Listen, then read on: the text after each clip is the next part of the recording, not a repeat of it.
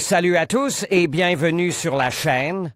Je m'appelle Émile Garnier et ici, on parle de voitures sous tous les angles, entretien, astuces pratiques, fonctionnement des moteurs et bien plus encore.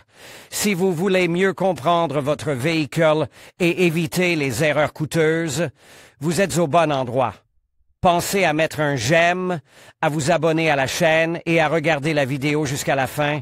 Vous y trouverez des infos vraiment utiles. Commençons par le plus évident, la meilleure façon de tester l'absence de gel est de le congeler. Les Sibériens et les habitants du Grand Nord n'auront probablement pas de mal, au début de l'hiver, à reproduire artificiellement les conditions du pic de froid, lorsque la température descend à -40 et moins, mais les automobilistes de la partie centrale de la Russie n'auront aucun mal à le faire. Dans le congélateur de n'importe quel réfrigérateur, la température atteint au moins 18 degrés, ce qui couvre la quasi-totalité de la fourchette moyenne des températures hivernales. Il suffit de verser un peu de liquide dans n'importe quel récipient, de le mettre entre des boulettes et du poulet, et en quelques heures, la vérité est dans votre verre. Néanmoins, un tel test n'est pas toujours possible, il arrive qu'une offre avantageuse se présente, qu'il n'y ait pas de congélateur à portée de main et que l'appât du gain l'emporte sur la prudence. Mais bien souvent, les produits achetés s'avèrent être des déchets, le liquide ne résistait même pas à un froid modéré près de Moscou. Parfois, c'est simplement à cause de la source frauduleuse et illégale de sa mise en bouteille. Il arrive également que les invendus de l'année précédente ou de l'avant-dernière année soient vendus, et si l'hiver a été anormalement chaud et sec, le producteur peut tricher en réduisant le degré pour économiser de l'alcool, parce que ça fera l'affaire. Pour bien montrer l'hétérogénéité de la qualité, nous avons acheté plusieurs bidons de liquide d'hiver de différentes marques dans des bouteilles standards de 5 litres sur un panneau d'affichage populaire, auprès de vendeurs au bord de la route et dans de petits magasins d'automobiles. Certains d'entre eux étaient vendus à un prix très attractif, presque 2 fois moins cher que le prix en magasin et certainement 3 fois moins cher que le prix dans les stations-service. C'est de l'économie pure, le rêve de tout pelucheux. Vous pouvez profiter de cette opportunité et faire une réserve pour cet hiver, et même pour l'année prochaine, afin de ne pas faire la queue et de ne pas payer trop cher des produits saisonniers dont le prix a bondi à la fin de l'automne. Mais ce n'est pas si simple. Sur les étiquettes de tous les bidons, comme il se doit, on trouve des inscriptions encourageantes telles que -20 degrés Celsius, -25 degrés Celsius, -30 degrés Celsius, mais la composition écrite en petits caractères, que l'on regarde rarement, est assez étrange, ou plus de 30%, alcool isopropylique plus de 15%, mais moins de 30%, éthylène glycol plus de 5%, mais moins de 15%, agent tensioactif, parfum, agent colorant.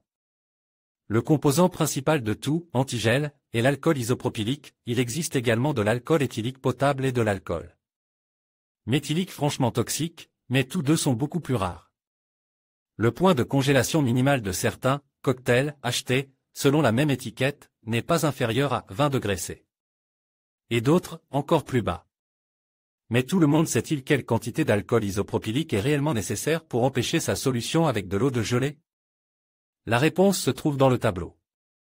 Pour garantir une température de congélation des 20 degrés Celsius, la quantité d'isopropanol dans la solution d'eau doit être au moins égale à la moitié. On l'aura compris, le sournois, plus de 15% mais moins de 30%, ne s'approche même pas des 50% dont nous avons besoin. Rien à dire sur la limite de -30. Des fabricants russes ont dilué de manière impie la composition avec de l'eau, dont le prix, contrairement à l'alcool, tend vers 0. Nous confirmons les calculs et testons notre liquide dans le congélateur, dont nous avons préalablement mesuré la température, -18 degrés C, et sur 8 échantillons de non congelés, 3 ont gelé jusqu'à devenir de la pierre. Cela montre d'ailleurs que même à -15, ce qui, même dans la partie de la Russie située en Europe centrale, n'est pas considéré comme un gel amer, le liquide se transforme en chuga, une suspension de fraction de glace en vrac, et devient pratiquement inutile pour nettoyer les vitres. La pompe chuga ne pompe pas, et l'emplacement du réservoir, sur la plupart des voitures modernes.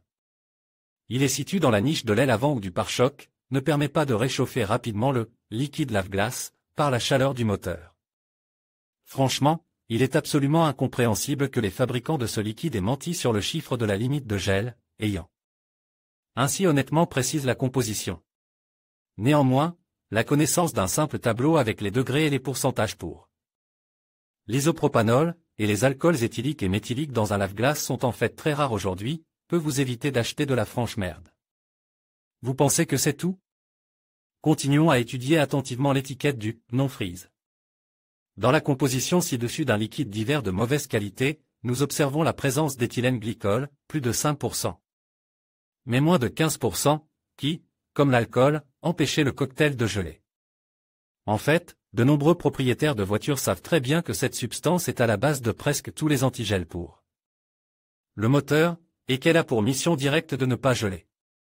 Toutefois, à en juger par la façon dont le liquide de lavage des vitres se transforme en glace sous l'influence d'un froid très modéré, il est possible de déclarer avec certitude, sans aucun examen chimique, qu'il y a aussi peu d'éthylène glycol que d'alcool.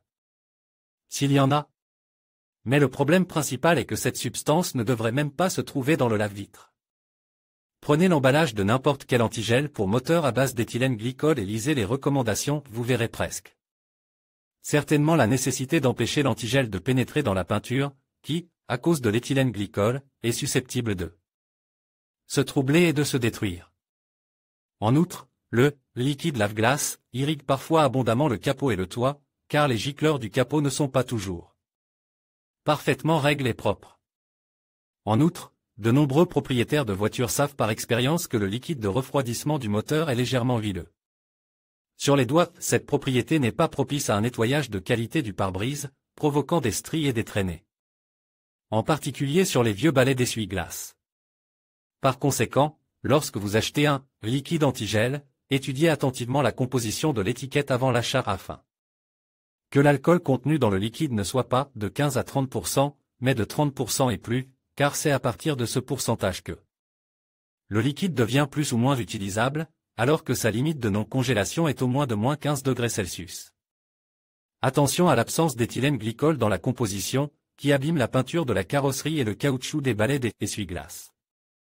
Avant d'acheter en gros, faites un contrôle, achetez un bidon et vérifiez chez vous la congélation de son contenu dans un congélateur domestique classique. Si le test est concluant, vous pouvez retourner chez le vendeur et prendre en réserve le nombre requis de bidons de non-gel à efficacité garantie. En conclusion, il est essentiel de choisir un liquide lave-glace de bonne qualité pour éviter les problèmes de fuite et de gel.